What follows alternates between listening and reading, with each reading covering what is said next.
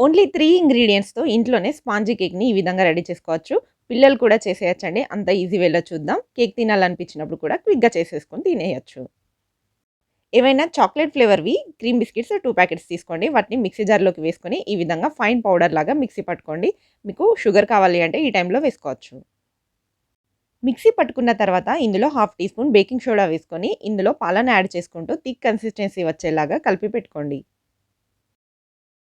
Stove పైన pan పెట్టుకొని అందులో స్టాండ్ పెట్టుకొని ప్రీహీట్ కోసం పెట్టుకోండి. మౌల్డ్‌కి ఆయిల్ అప్లై చేసుకొని ఈ బ్యాటర్‌ని అందులో వేసుకోండి. దీనిని ప్రీహీట్ అవుతున్న పాన్‌లో పెట్టుకొని మూత పెట్టుకొని 20-25 నిమిషాల పాటు బేక్ చేసుకున్నాము అంటే మన కేక్ రెడీ అయిపోతుంది. ఈ కేక్ పూర్తిగా చల్లారిన తర్వాత దీన్ని డీమౌల్డ్ చేసుకొని దీనిపైన హర్షీ సిరప్ స్ప్రెడ్ చేసుకొని దానిపైన స్ప్రింకిల్స్ వేసుకున్నారు అంటే కేక్ చూడ్డానికి కూడా చాలా డెలిషియస్‌గా ఉంటుంది. తింటున్నా కూడా చాలా యమ్మీగా ఉంటుంది.